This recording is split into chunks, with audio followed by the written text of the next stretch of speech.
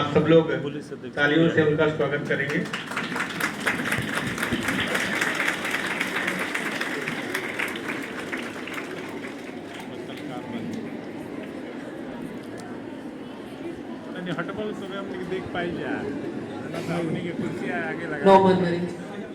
Mission शक्ति कार्यक्रम में आदरणीय पुलिस अधीक्षक महोदय बलिया का हार्दिक स्वागत एवं अभिनंदन।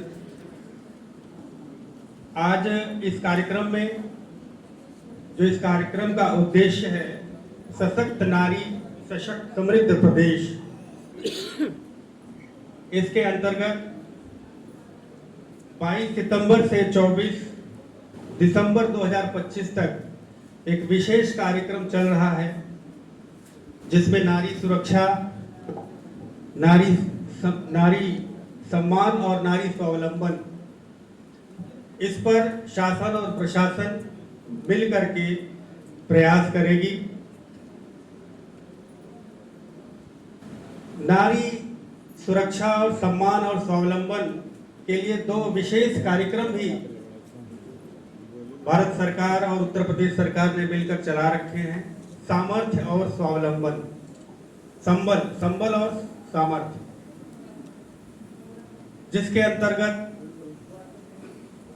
नारियों को संबल के अंतर्गत रोजगार परक शिक्षा, उनकी आर्थिक स्थिति उन्नयन करने तथा सामर्थ्य के अंतर्गत उनको शिक्षित करना, उनको तकनीकी शिक्षा आदि का दिलाने के लिए ये कार्यक्रम चलाया जा रहा है। कुछ नंबर हैं जो मुझे लगता है सभी बालिकाओं को और सभी व्यक्तियों को अपने पास जरूर रखने चाहिए। जैसे 1090 वुमेन पावर लाइन आपको एक मिला होगा, 1076 सीएम हेल्पलाइन, 108, 101, 102।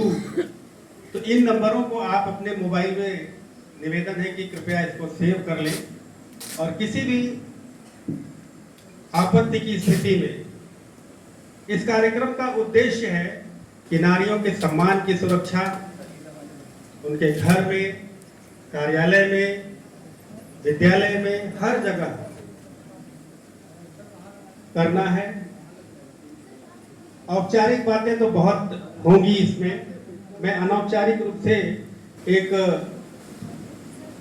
प्रसंग का उद्धरण करना चाहूंगा कि पुरुष जब भी शक्तिहीन खुद को महसूस करता है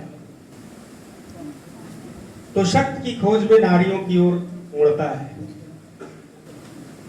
इस संबंध में एक छोटी सी कथा है। अभी नवरात्र भी चल रहा है, नवरात्र से संबंधित एक कथा है, एक कहानी है। एक जब रामायण का युद्ध चल रहा था, राम और रावण का अपराजय युद्ध चल रहा था, इस संबंध में राम की शक्ति पूजा नाम से पंडित सूर्यकांत त्रिपाठी निराला ने एक कविता भी लिख रखी है और हिंदी की सबसे महत्वपूर्ण अगर कोई कृति मानी जाती है तो राम की शक्ति पूजा को हम मानते हैं। इसका सारांश मैं आपको बता देता हूं।